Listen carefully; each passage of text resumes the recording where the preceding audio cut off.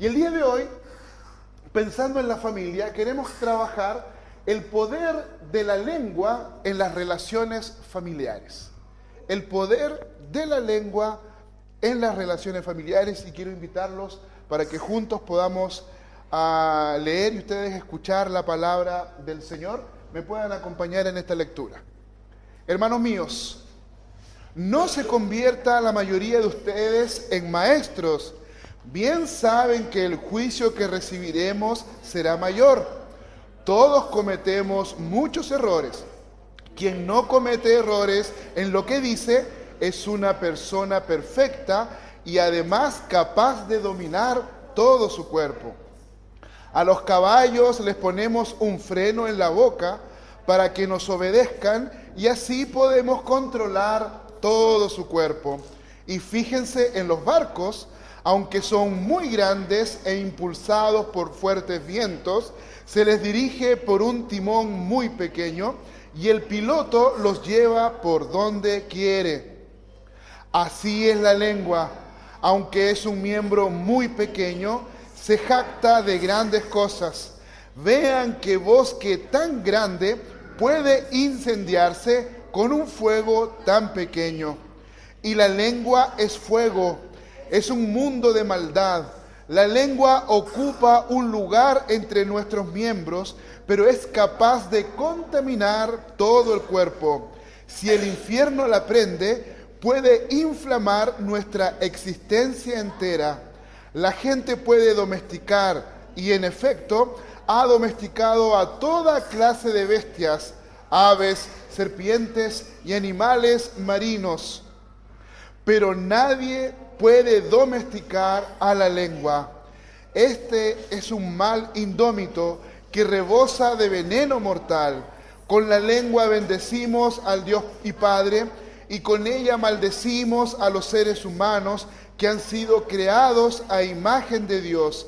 De la misma boca salen bendiciones y maldiciones. Hermanos míos, esto no puede seguir así. ¿Acaso de una misma fuente puede brotar agua dulce y agua amarga? No es posible, hermanos míos, que la higuera dé aceitunas o que la vid dé higos, ni tampoco puede ninguna fuente dar agua salada y agua dulce. Oremos, queridos. Señor, en el nombre de Jesús, te alabamos y te damos gracias por tu gran amor. La sola lectura de tu palabra ya nos golpea poderosamente. La sola lectura, Señor, de este texto nos invita a pensar en todas estas ilustraciones que el mismo texto levanta. Y es por eso, Señor, que te pedimos que nos ayudes a poder comprender y a ser fieles al texto de tu palabra. Que nos ayudes a interpretarlo con fidelidad. Que nos ayudes a exponerlo con claridad, Señor. Y que esto sea relevante para la vida de cada uno de nosotros. En el nombre de Jesús, amén. Bien, podríamos nosotros, ¿cierto?, pensar que este tema de las palabras, este tema de la lengua es una cuestión que tiene que ver únicamente con los cristianos. Pero no, queridos. Antes de continuar, quiero contarles un poquitito que ya en el Código de Hammurabi hay penas severas para el falso testimonio. Hay penas severas para quien habla mal, para quien habla de algunas mentiras. Lo mismo ocurría dentro del mundo de la ética griega y de la ética romana, y mucho más dentro de la ética judía. Por lo tanto, obviamente que existen culturas en el mundo en el cual el engaño y la mentira parecen ser elementos, ¿cierto?, importantes, pero no así en toda la historia de la humanidad. En la historia de la humanidad siempre el falso testimonio, el engaño, la mentira ha sido un elemento que los seres humanos quieren erradicar de sí. Incluso esto llegó a la iglesia, incluso la misma iglesia en su historia ha tenido este problema. Había una mujer que se llama Santa Tecla o Santa Teclita. ¿Quién aquí ha escuchado hablar de Santa Tecla? No estoy bromeando, Juan, estoy hablando en serio. ¿Quién ha escuchado hablar de Santa Tecla? Muy bien. Santa, el nombre ya parece raro, ¿cierto? Pero Santa Tecla fue una mujer piadosa de la ciudad de Iconio, ¿ya? Y era una mujer que amaba profundamente al Señor. Y ella es una santa el día de hoy, ya dentro del mundo del cristianismo católico romano. Era una mujer muy fiel, una mujer que amaba profundamente al Señor, pero ella tenía una característica especial. Fue y llevó al pie de juntillas todas las enseñanzas del apóstol Pablo. Si había una persona que conocía la teología del apóstol Pablo más que nadie, era la Tecla. Entonces de repente alguien quiere, oye, ¿qué fue lo que enseñó el apóstol Pablo? Anda, la Tecla te va a explicar, la Teclita te va a enseñar. Entonces ella se hizo muy popular porque ella era muy devota, las cartas, las enseñanzas. Era una mujer que, y no solamente lo sabía, sino que también vivía cada una de las enseñanzas bíblicas del apóstol Pablo. Y de repente, bueno, hay una carta apócrifa que se llama Los Hechos del apóstol Pablo y de Tecla. Después ustedes ahí lo van a leer, donde cuenta la historia, ¿cierto?, de esta mujer. Incluso hubo un grupo de personas que querían que esta historia o este relato pudiera ser incorporado al canon bíblico, pero no fue incorporado. Así se llama, Los Hechos del apóstol Pablo y Santa Tecla o Tecla. Pero resulta que los seres humanos no nos conformamos con eso. No nos conformamos con que cierto Tecla era quizás una discípula y había enseñado, y se comenzó a correr la voz por las iglesias, se comenzó a correr la voz por el mundo antiguo, algunas personas, una gran mentira, que Tecla tenía un amorío con el apóstol Pablo. Y este tipo de engaños, este tipo de mentiras, la iglesia tuvo que escucharlo y entenderlo y tener que luchar. ¿Contra qué? Contra engaños, contra mentiras, contra falsedades, contra falsas palabras. ¿Por qué estoy tratando de decir esto? Porque muchas veces nosotros pensamos que los cristianos, ¿cierto?, estamos libres de algunas cosas.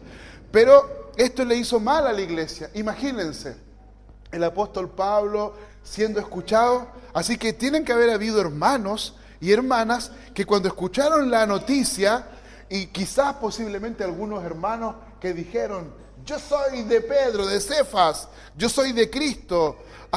Oye, capaz que Pablo andaba metido ahí, nosotros no sabemos, mira, nos viene a retar, a nosotros nos mandó una tremenda carta aquí, juzgando, haciendo un montón de cosas, y mira, él andaba con la Tecla. Ese tipo de cosas que surgen son muy presentes para nosotros el día de hoy. No tiene absolutamente nada raro. Y nosotros vamos a tener que lidiar quizás con grandes cosas como estas, pero también con cosas profundas. Hay grandes mentiras y grandes engaños. Ustedes recordarán, ¿cierto?, el gran engaño de este dramaturgo que le hizo creer a la persona, ¿cierto?, que estaban llegando los ovnis. ¿Recuerdan esa historia donde en la radio comenzaron a decir, hoy están llegando los ovnis? Se escuchaban ruidos, los extraterrestres, luces, y la gente comenzó a salir de sus casas, empezaron incendios. San Francisco casi se incendió por completo porque las personas por radioteatro escucharon, ¿qué cosa? Una gran mentira, que obviamente era dramaturgia, y se escuchaba a la policía. Entonces, hermanos, cuando nosotros hablamos del poder de la lengua y acabamos de encontrar este tremendo texto de cómo Santiago lo revela. Y aquí voy con una de las cosas que he estado hablando todas las semanas. ¿Por qué Santiago podría darle tanta importancia y tantos versículos al tema de la lengua? Parece un hombre experimentado. Parece un hombre que conoce lo que la lengua puede hacer. Y aunque no quiero decir que quizás él fue un fraudulento con su lengua, sí de su boca salió que él no le creía a Jesús. Sí de sus labios salió que él no creía que Jesucristo era el Hijo de Dios. ¿De quién estamos hablando? De Santiago, el hermano de Jesús. Porque claro, hablamos de quien escribió la carta y es una persona tremendamente buena y que nos escribió. ¡Uy, qué bueno! Pero quizás la historia de Santiago echó a correr una cosita poca, quizás en su propia experiencia entendió y en su celo por amor al Señor, quizás este órgano tan pequeño, generó quizás un tremendo incendio. Y hemos visto durante las últimas semanas que Santiago nos está orientando en la vida cristiana. Pero Santiago no es una persona que se pone detrás. Santiago no es una persona que dice, ustedes son los pecadores. Él se está involucrando en la narrativa, él se está involucrando en esta perspectiva. Por lo tanto, el día de hoy quiero que nosotros podamos ver tres aspectos de la lengua y del poder, ¿cierto?, de las palabras. Y lo primero que vamos a ver, el poder. Luego quiero que veamos la profundidad del alcance de la lengua y de las palabras, y que finalmente también podamos ver si hay una salvación, si hay un escape a esto de la lengua.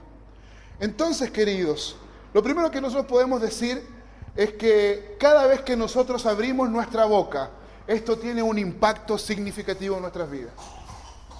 Cada vez que abrimos nuestra boca, esto tiene un impacto significativo en nuestras vidas. No importa cómo nosotros les hablemos a nuestros hijos, pero si nosotros ponemos un símbolo o un sello negativos en ellos, los va a acompañar toda la vida. No importa el adjetivo que nosotros pongamos. Entonces, ¿cómo poder lidiar? Oye, si mi hijo, no sé, tiene malas costumbres, ya tenemos que aprender. Y lo primero que aflora, como vimos en el curso del día de hoy para padres, decían algunos, aflora el temperamento, aflora la rabia. Y lo primero, ¿y con la rabia qué vienen? Adjetivos. Hermanos queridos, las palabras tienen un impacto significativo gigante en nuestras vidas. Y lo que Santiago está haciendo es que él utiliza un enfoque interesante para poder comenzar, ¿cierto?, este estudio. Y él habla, al comienzo usted está diciendo, oye, no nos hagamos maestros. No nos hagamos como que todo lo conocemos, no nos hagamos que todo sabemos, sino que Santiago lo que está haciendo es destacar la relevancia de las palabras ya dentro de la enseñanza y cómo éstas están sujetas a un juicio más estricto. Ya desde el comienzo dice, oye, no nos hagamos maestros, porque si alguno de nosotros dice que no ha dicho tal cosa, cuidado, yo les voy a explicar, dice Santiago. Y Santiago lo que está diciendo es que las palabras tienen un peso espiritual. Eso es lo que Santiago está diciendo. Las palabras tienen un peso poderoso. Y en este sentido, hermanos queridos, nosotros tenemos incalculables tesis de magíster, tesis de licenciatura, tesis de doctorado hablando acerca del poder de la palabra. Y podemos encontrar numerosos trabajos académicos que la Biblia lo dice y que el día de hoy los académicos acompañan exactamente de la misma forma. Pero ¿qué es lo que dice Santiago en esto que está acompañando? Santiago dice, cuidado, Dios juzga nuestras palabras, por lo tanto debemos ser cuidadosos con lo que decimos. Debemos ser cuidadosos con lo que decimos. Chuta, no es solamente que las palabras o la lengua tiene un poder significativo en nuestras vidas. Hay algo interesante. Dios también interviene aquí. Y para Dios, ¿cierto? Él va a juzgar lo que estamos diciendo. Pero pastor, quizás le está poniendo mucho. Pero leamos Mateo 12, versículos 36 y 37. Pero yo les digo que en el día del juicio, cada uno de ustedes dará cuenta de cada palabra ociosa que haya pronunciado. Porque por tus palabras serás reivindicado y por tus palabras serás condenado. Algunas palabras para ser reivindicado. Que si confiesas con tu boca que Jesús es el Señor y creyeres en tu corazón que Dios le levantó de los muertos, ¿qué dice la Escritura? Serás.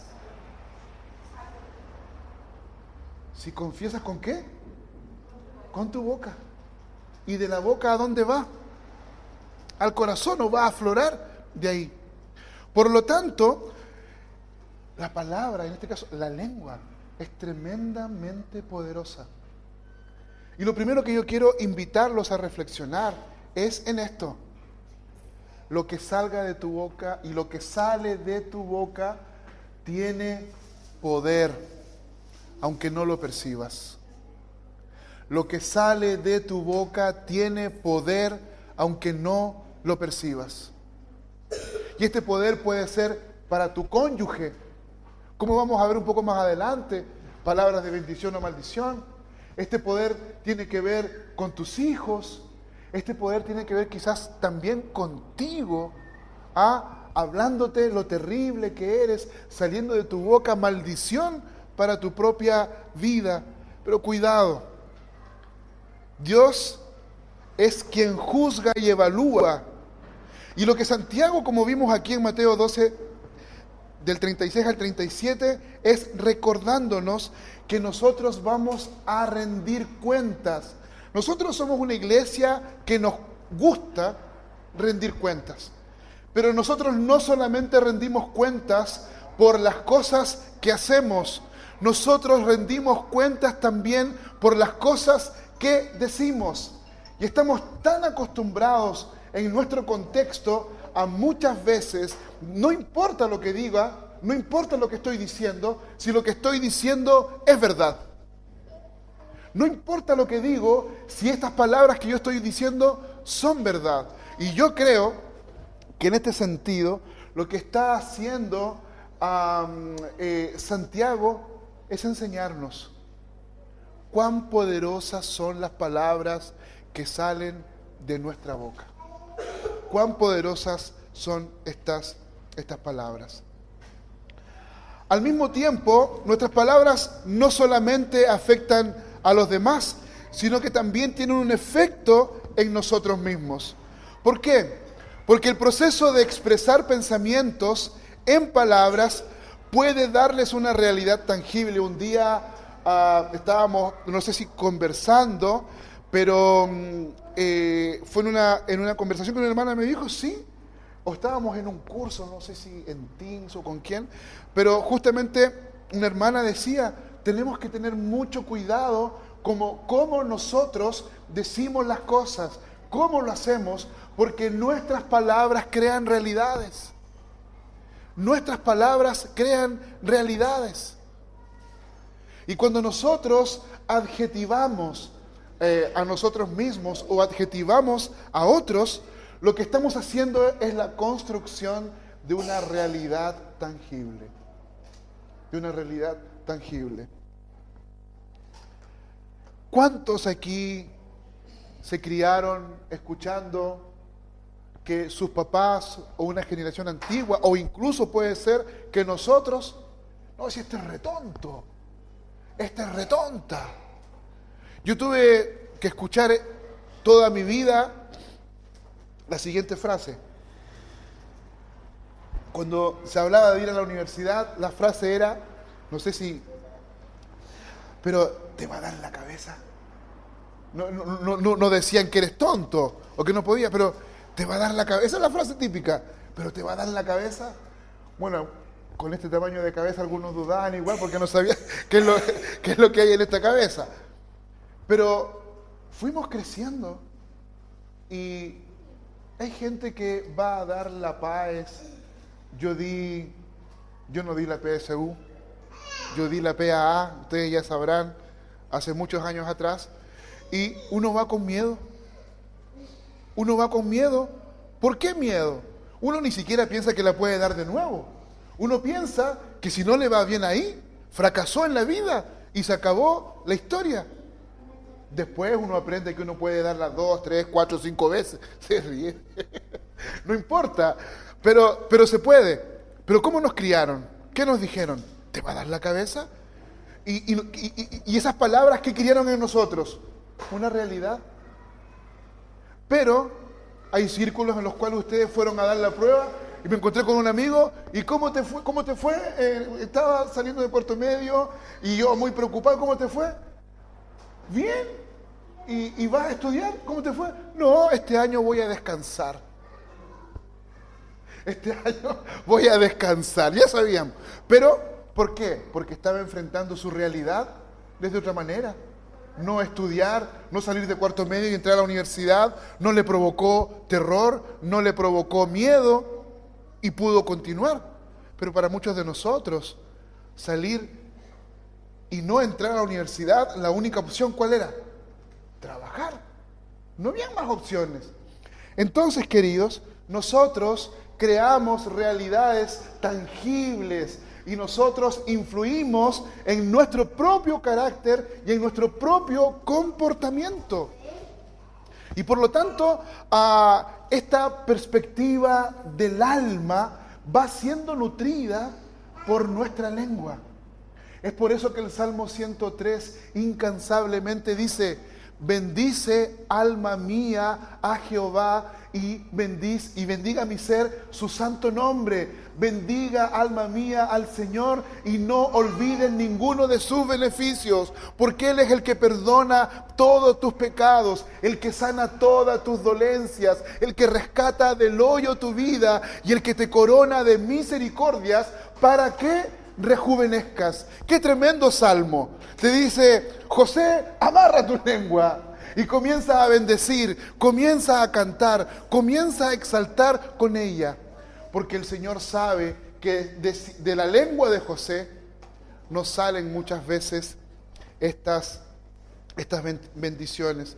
Por lo tanto, queridos, cuando nosotros hablamos, cuando nosotros decimos, tenemos que comprender el poder de esto, cómo nuestras palabras no solamente moldean a otros, nos moldean a nosotros mismos. Estábamos en el curso de Langham y aquí en el curso de Langham viene uno de los expositores en América Latina, que es Wilfredo Weigand, ¿ya? Es un arquitecto, un hermano que estudió arquitectura, trabajó como arquitecto, pero le dedicó su tiempo al Señor y el día de hoy viaja por toda América Latina haciendo círculos de expositores bíblicos o de escuelitas enseñando a predicar. Y estaba con el Jorge Marín, preguntándole cómo había estado, qué sé yo, y conversábamos. Sí, me dijo, es que el loco es argentino, viene con toda la pachorra, y uno lo escucha, y dan ganas, y uno se entusiasma. Y el hermano no hizo nada extraordinario. No es la tercera persona de la Trinidad como expositor haciendo cosas, pero de su boca salieron tantas cosas para animar a las personas. Tú puedes, vamos. Que el hombre, ¿cómo terminó? Completamente animado y renovado. ¿En qué sentido? Hoy a nosotros y empezó a criticar a los chilenos. A nosotros los chilenos nos falta, es que los argentinos, qué sé yo. Pero finalmente, ¿qué ocurrió con él? Que la lengua de otro también, y él entendiendo, y él repitiendo esas cosas, hablándolas, crea una realidad real y concreta. Ahora yo te pregunto, ¿cuáles son las realidades que tú estás creando por medio del poder de tu lengua? ¿Cuáles son las realidades que tú estás creando por medio del poder de tu lengua? ¿O qué realidades te están creando a ti en medio de esto?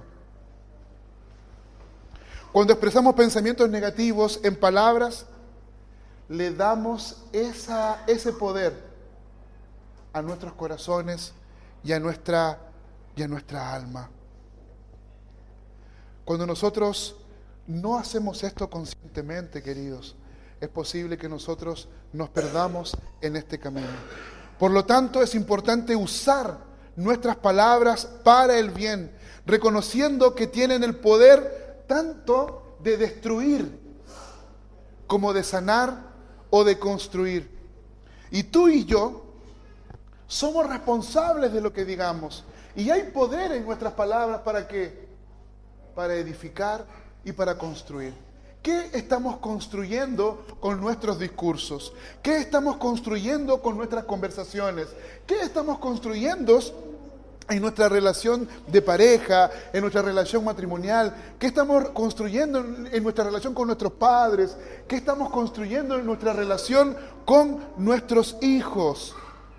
Todo aquel que reciba nuestras palabras no solamente puede ser edificado, sino que también puede ser destruido. No solamente sanamos, edificamos personas, sino que también nuestras palabras tienen el poder de destruir vidas. Y si nosotros no nos evaluamos, si nosotros no crecemos, no pensamos en esto, nosotros podemos destruir vidas.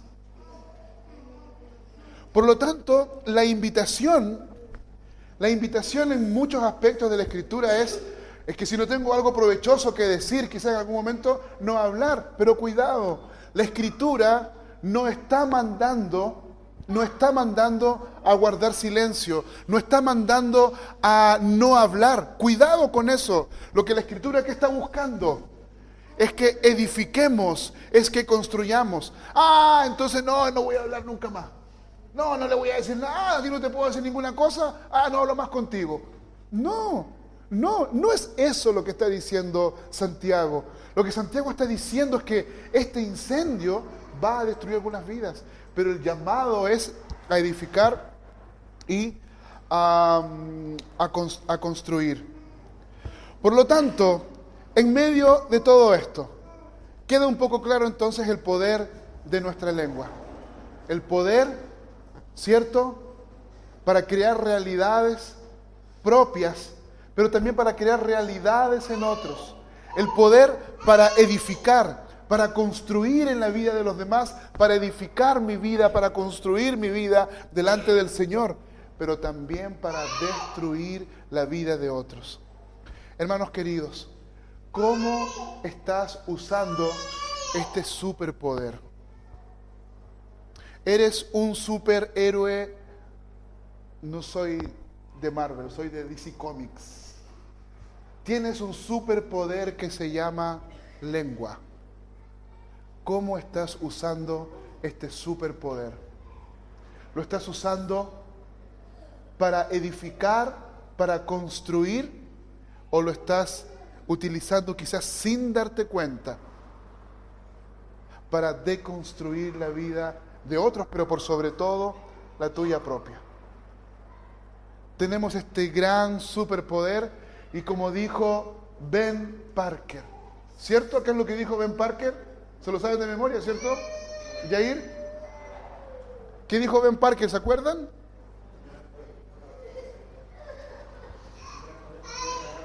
Un gran poder, muy bien. ¿Un gran poder qué cosa? Leví también, excelente. Un gran poder conlleva una gran responsabilidad. Entonces, queridos, tenemos un gran poder en nuestra lengua, en nuestras palabras. No voy a alcanzar a hacer todo lo que quería hacer, queridos. Voy a avanzar un poquitito. No sé si termino completo, puedo quizás dejarlo para la próxima semana, pero quiero avanzar con este segundo punto. Y es que Santiago no solamente nos está hablando que la lengua es un gran poder y las palabras tienen un gran poder. Santiago va más allá. Santiago dice que nuestra lengua es incendiaria. Me hubiese encantado a mí terminar la reflexión en el punto número 1, porque ahí ya todos entendimos y nos quedó clarito que tenemos un gran poder. Pero lo que Santiago está haciendo no es hablarle a las personas del mundo. Lo que Santiago está haciendo no es hablarle a las personas que no conocen al Señor. Santiago está diciendo, nosotros no hagamos esto. Nosotros no vivamos de esta manera. Y lo que Santiago está diciendo es que en el cuerpo de Cristo, en la iglesia, la lengua está siendo utilizada ¿de qué manera? De manera abusiva. La lengua está siendo un instrumento de abuso para las demás personas. ¿Qué dice Santiago? ¿Y la lengua qué cosa es? Es un fuego. Es un fuego. Y lo que Santiago quiere hablar es que muchas veces en nuestro contexto las mentiras se vuelven algo habitual. Siempre digo esto. El Tomás y el Leví, papá. Antiguamente está sonando el teléfono. O tocan la puerta o el celular. Dile que no estoy. ¿Qué es eso? Dile que no estoy. Y nuestros hijos quedan ahí en cortocircuito. ¿Cómo dile que no estoy? ¿Qué le estoy enseñando? Pero en la mañana, cuando le pedí algo y él me mintió, me saqué la ropa de super padre, super papá José Prado. Tomás, Leví. ¡Ah, tremendo incendio, hijos! ¿Por qué le mintieron a su padre? Y yo como papá rasgué vestiduras y dije, ¡ah, tremendo! Pero cuando golpearon, ¿qué dije? Dile que no estoy. ¿Qué estoy haciendo? Eso se llama inconsistencia. Con la misma lengua que traté de corregir, la misma lengua rompió y quebrantó la misma ley que yo puse. Y muchas veces nosotros, sin darnos cuenta, comenzamos a tener mentiras habituales en nuestra existencia y nos vamos, acostumbrando a ello. ¿Y sabes qué ocurre? Las mentiras habituales, disculpen que se los diga, se convierten en una realidad y se transforman ¿en qué cosa? En una segunda naturaleza. Porque mentir habitualmente ya es parte de tu existencia. ¿Ah? ¿Y cómo le llamamos nosotros? No, si es una mentira blanca. ¿Cierto? Una mentira, qué sé yo. Pero ya vamos a llegar ahí al tema de las mentiras piadosas. Pero al mismo tiempo, nosotros tenemos autocompasión. No, si al final esto no nos va a afectar tanto.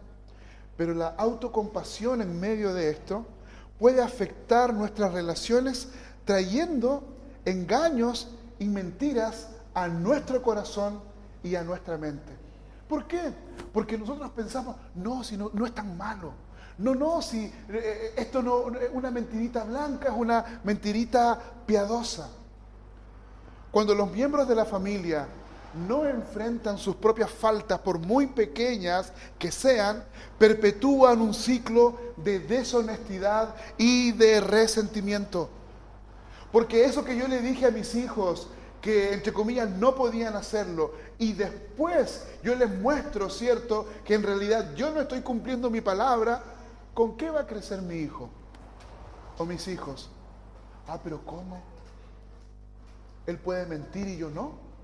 Él puede engañar y yo no. Él puede decir mentiras y yo no. O también crecer y decirle, mentir no es tan malo como me dijeron.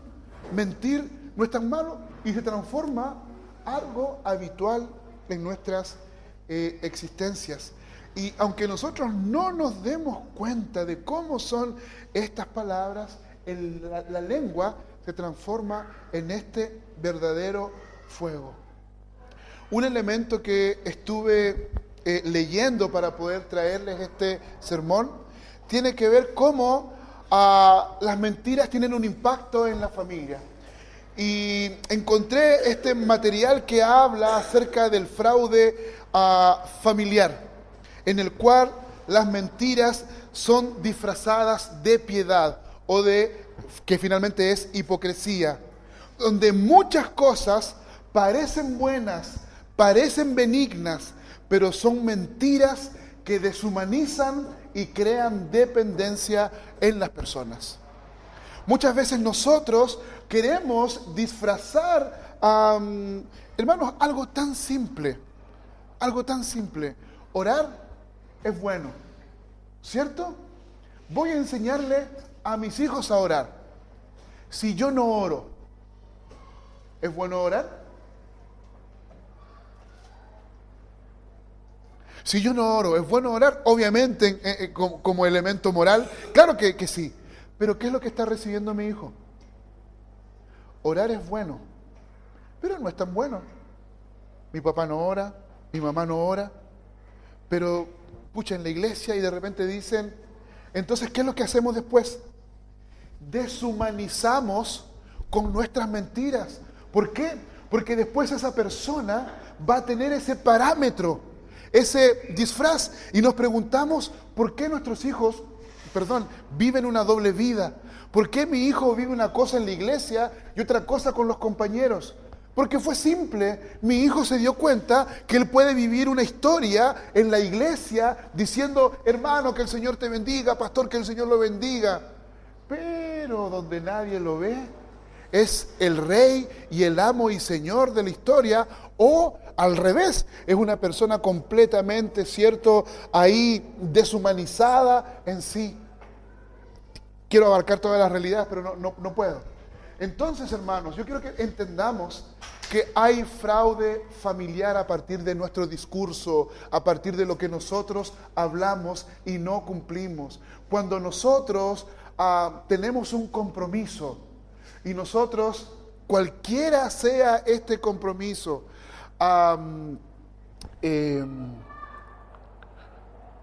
¿cómo poder hablar algunas cosas sin que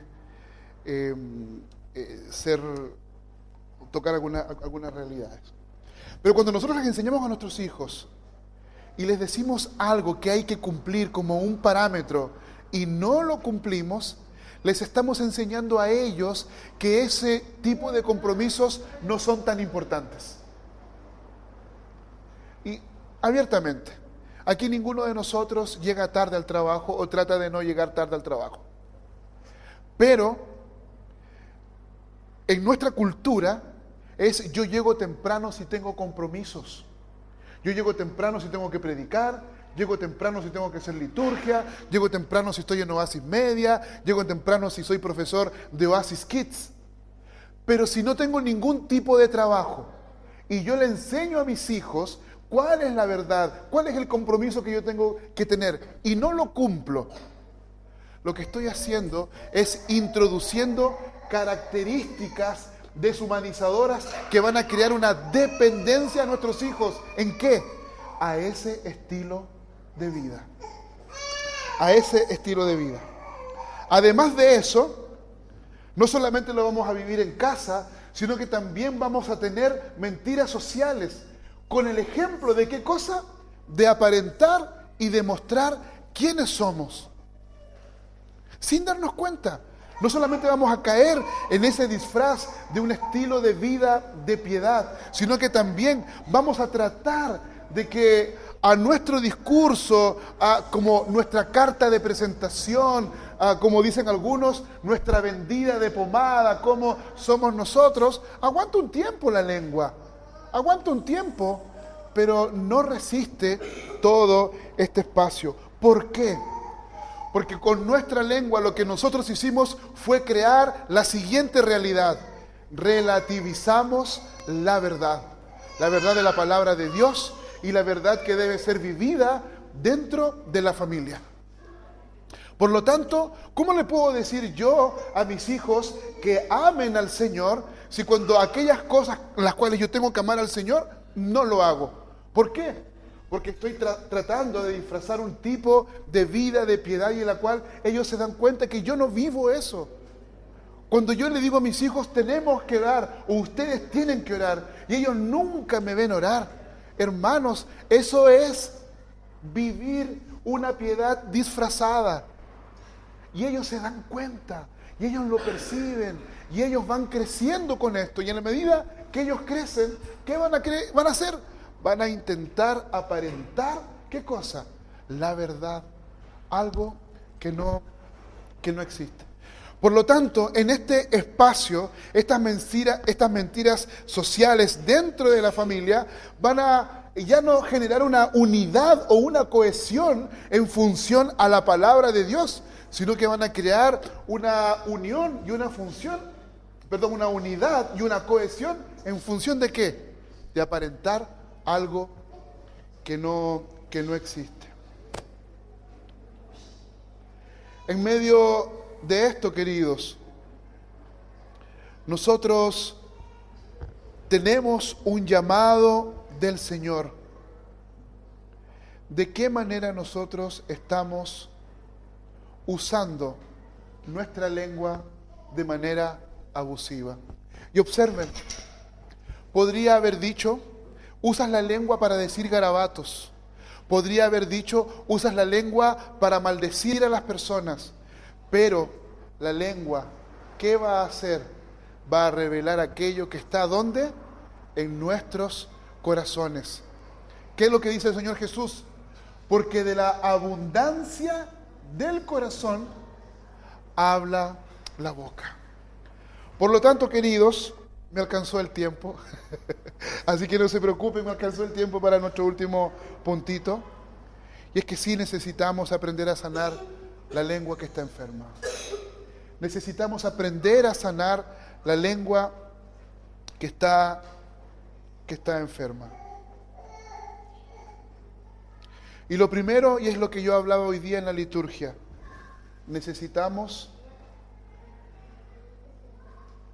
comprender la confesión de labios en familia. Necesitamos aprender la confesión de labios en familia. Cuando somos padres que queremos demostrar que no nos equivocamos, que no cometemos errores, mis hijos tienen que hacerme caso, están en la casa para obedecer. Estoy transformando una realidad en la cual, donde yo no confieso que soy ser humano pecador, donde yo no confieso que soy un hermano que se equivoca. ¿Qué le puedo pedir a mis hijos? ¿Que confiesen? No. Hermanos, aquí cada uno de nosotros es pecador y lo hemos aprendido ya durante las últimas semanas en nuestro curso. Tenemos que poner en práctica nuestra confesión en familia. Decirle a nuestras esposas, me equivoqué, tienes razón, te pido perdón. Decirle a nuestros hijos, hijo, me equivoqué, te pido perdón por lo que dije, por la ofensa que cometí. Y que no es fácil. Pero nuestros hijos deben aprender que sus padres son pecadores y que sus padres tienen espacio también para confesar que nos equivocamos, que no somos perfectos. No se trata de rendir cuentas a nuestros hijos, no es eso. Sino que se trata de un espacio donde nosotros mostramos quiénes somos, que no tenemos dobleces. ¿Saben por qué? Porque nosotros debemos ser honestos con nuestra deshonestidad.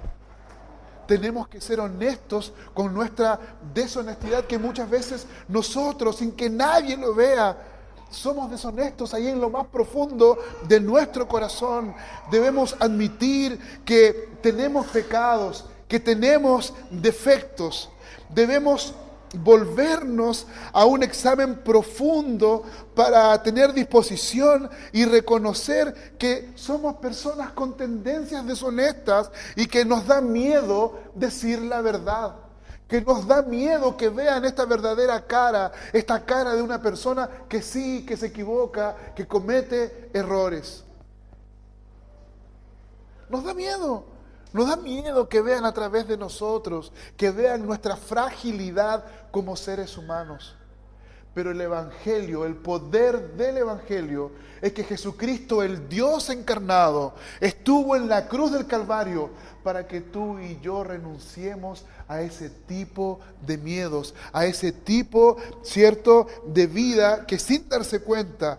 Aquí yo no estoy hablando que tú eres una persona deshonesta que anda engañando a todo el mundo. Estoy hablando de nuestra propia deshonestidad interior como seres humanos, que sin darnos cuenta nosotros no queremos confesar, no queremos vivir una vida de reconocimiento y tenemos temor en esta dirección. Entonces, ¿cómo podemos sanar nuestra lengua enferma? Podemos sanar nuestra lengua enferma. 1, reconociendo que ella tiene poder, como hablamos. Reconociendo que podemos bendecir y maldecir con ella. 2, ¿cómo podemos sanar nuestra lengua? Reconociendo que nuestra lengua muchas veces es como Santiago lo mostró, un verdadero freno. Y Santiago dice, oye, a los caballos nosotros le ponemos un freno en la boca para controlarlos, pero la lengua es un mal que nadie puede dominar, porque genera una destrucción tan grande que muchas veces es imposible reparar. Por lo tanto, no solamente tenemos que reconocer que hay poder, no solamente reconocer que hay hay una gran devastación, sino que también tenemos que reconocer que podemos confesarnos en familia y poder descubrir nuestra propia deshonestidad personal delante del Señor. Pausa. Aquí yo no estoy diciendo, hermanos, que ustedes tengan que andar ventilando sus problemas, que tengan que andar ventilando sus pecados. Nadie está diciendo esto para que no me malinterpreten. Estamos hablando que nosotros necesitamos decirnos a nosotros mismos en nuestro corazón, oye, esto me cuesta, esto no es fácil, de verdad que no sé controlar mi lengua.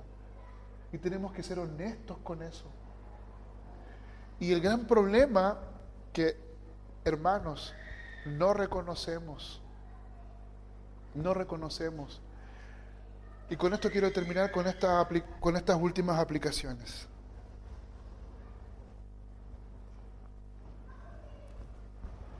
Nuestra comunidad tiene ese problema. Hablamos, no mal, hablamos desde nuestra perspectiva aquellas cosas que nos parecen que podrían estar bien o cómo podrían hacerse mejor. Aquí no hay personas que estén echando maldición, aquí no hay personas que estén diciendo, oh, no. Pero muchas veces tu corazón te dice, mira, eso está bien, pero tu corazón te está engañando. Porque tú sabes que no vives una vida de confesión. Tú sabes que no vives una vida con un parámetro de profunda intimidad con Dios. Y en ese estado, sin darte cuenta, hijo mío, te pido un favor, toma un poquito de agua. Y en ese estado, sin darte cuenta, piensas que estás en un parámetro espiritual para juzgar las cosas. Y las juzgas no de la Escritura, desde la Escritura. Las juzgas desde tu corazón. Y yo como pastor, gracias amor mío.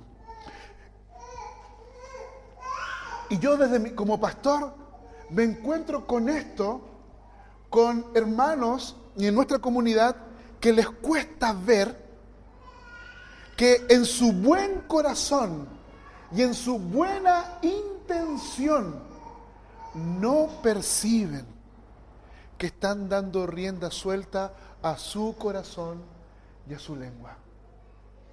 Hermanos, muchos de ustedes han hablado de mí con un buen corazón, con una buena intención como personas. Pero quien debe juzgarme a mí o a otras personas, o yo también al mismo tiempo, y me pongo en el lugar de ustedes, por favor, No es mi corazón. ¿Se acuerda cuando les hablaba de que yo me tengo que vigilar a mí mismo?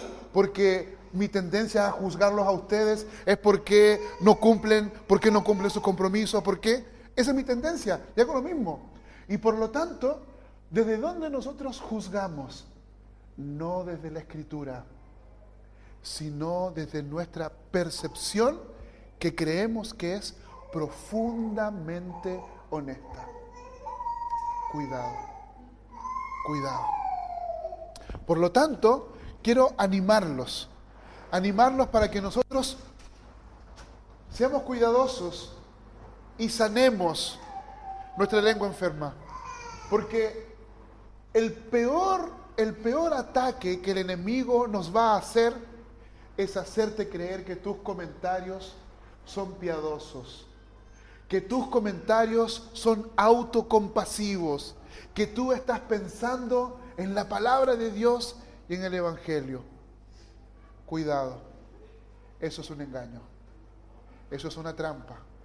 Como les he enseñado a mis hijos, cada vez que hablábamos cuando mis hijos estaban pequeños, porque me lo enseñaron a mí, le decía: Tomás Leví, si un día estás soñando y sientes que está el baño ahí y que está la puerta del baño ahí, no entres. Es una trampa. No entres, hijo. Y les enseñé a ellos: no entres. Y algunas veces me decía: papá, caí en la trampa. Pero lo entendieron. ¿Qué cosa quiero decir con esto? Que esto pasa exactamente lo mismo. Muchas veces nuestra autocompasión nos hace caer, ¿en dónde?